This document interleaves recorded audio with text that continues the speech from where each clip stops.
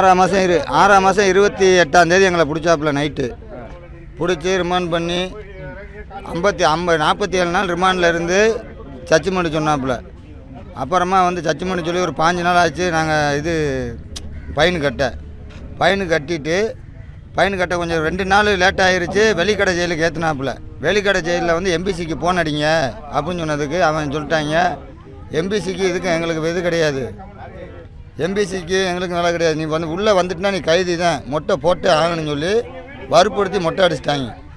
மொட்டை அடித்து அடுத்த நாள் வந்து எம்பிசி வந்து அந்த ஜாமீன் எடுத்தது இதை வந்து கொடுத்து அடுத்த நாளே வந்து மதியம் வந்து நாங்கள் ரிலீஸ் ஆகி வெளியே எடுத்துட்டாங்க. மறுபடியும் வந்து மிரியா இது வெளிச்சிறைன்னு சொல்கிற ஒரு கேம்பில் வந்து 15 நாள் நாங்கள் போய் வற்புறுத்தி சொல்லிக்கிட்டே இருக்கோம். எங்களை வந்து என்னாச்சு, நான் அனுப்புங்கன்ட்டு இருங்க, உங்களுக்கு ரெடி பண்ணுறேன்னு சொல்லி சாப்பாடும் சரியில்லை. சாப்பாடு இப்போ தான் வந்து அப்படி சொல்லி இப்போ அனுப்பியிருக்கான் வந்து உடனே. என்ன சாப்பாடு கொடுத்தானே பிடிக்கிறப்ப உங்களை என்ன சொன்னாங்க, என்ன நடந்துச்சு? பிடிக்கிறப்ப என்ன சொன்னாப்புல, எல்லையை தாண்டி வந்தது நீங்கள் தப்பு அப்படின்னு. நாங்கள் சொன்னோம், எல்லையை தாண்டிலாம் வரல, நாங்கள் எங்கள் எல்லைக்குள்ள தான் கிடந்தேன், போட்டு வேலை மடி சுற்றிருச்சுன்னு சொன்னோம். அதுக்கெல்லாம் அப்படிலாம் கிடையாதுன்னு சொல்லி பிடிச்சி ரிமாண்ட் பண்ணிட்டேன். உள்ள வச்சிருக்கப்ப எப்படின்னு ஜெயிலுக்குள்ள போதுமான இடம்லாம் இருந்துச்சா? ரொம்ப கொடூரமான ஜெயிலு. நாங்கள் இருந்த ஜெயிலு ஸ்லோன் அந்த ஸ்ரீலங்காவிலே இப்படி ஒரு ஜெயிலில் நான் வந்து அவங்களே சொல்கிறாங்க இப்படி ஒரு ஜெயிலை பார்த்ததில்ல அப்படின்ட்டு. நாங்கள் வந்து 50 நாள் 55 நாள் ரொம்ப நாங்கள் போனாலும் யாருக்குமே புண்ணு வராத ஆள் கிடையாது. அவ்வளோ பேருக்குமே புண்ணு, ஒழுங்கான குளியல் கிடையாது, மரியாதை இல்லை. இந்தியா வேஷம் அவனை இவனை கெட்ட வார்த்தையில் திட்டுறாங்க. அவ்வளோ பேருமே அவன் போலீஸ்காரன் இருந்து அங்கே உள்ள கைதி வரைக்கும் அப்படி பேசினான். எல்லாருக்கும் அடி வேறு, ஏதாச்சும் கேட்டோம்னா வந்து ஒழுங்காக பதில் சொல்கிறது கிடையாது, அடிக்கிறது. உள்ள உங்களுக்கு தங்குறதுக்கெல்லாம் மொத்தமாக கைதி. நீ இந்தியாக்காரனாரு எவனாரு மொத்தமாக கைதினா மொத்தமாக வந்து 400 பேரை மொத்தமாக தான் படுக்க போகிறது வரிசையில் அடிக்க போட்டு.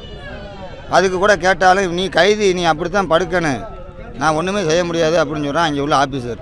ஆளுக்கு வந்துட்டு வவுனியா சிறைச்சாலையில் வந்துட்டு ரொம்ப மோசமான ஜெயில் வந்துட்டு, அது வந்துட்டு வெளிக்கடையை விட ரொம்ப சின்ன ஜெயில். அங்கே வந்துட்டு ஒரு 500 பேர் தான் அங்கே வந்துட்டு இருக்கலாம் அதிகபட்சம். வந்துட்டு ரொம்ப கொடுமையான ஜெயிலு. காலையில் எந்திரிச்ச உடனே ரொம்ப கஷ்டமாக இருக்குது அந்த ஜெயிலில். ஒன்றுமே தூங்க முடியாது, குளிக்க முடியாது. பாத்ரூம் வந்துட்டு ஒரே ஒரு பாத்ரூம் தான், பாத்ரூம் போக முடியாது. ரொம்ப கஷ்டம் அந்த ஜெயிலில் வந்துட்டு. ரொம்ப அடித்து சித்திரவதை பண்ணி இந்திய ஆட்களை ரொம்ப தப்பாக பேசி ரொம்ப மரியாதையே இருக்காது. இந்திய ஆட்களுக்கு ஒரு மரியாதையான இதே கிடையாது அந்த ஜெயிலில். சாப்பாடு விஷயங்கள் எடுத்துக்கிட்டோம்னா சாப்பிடவே முடியாது அந்த ஜெயிலில். ரொம்ப கஷ்டம். படுக்க வைக்கிற இடம்னா சின்ன இடம் தான். ஒரு ஆள் ஒன் சைடில் தான் படுக்கணும். ஒன் சைடில் தான் ஒரு ஆளுக்கு சைடில் தான் நேராக கூட படுக்க முடியாது. ஒரு சைடில் தான் படுக்க முடியும் அந்த ஜெயிலில். ரொம்ப கஷ்டம். ஒட்டிக்கிட்டு உரசிக்கிட்டு நேராக நிமிர்ந்து படுக்க முடியாது.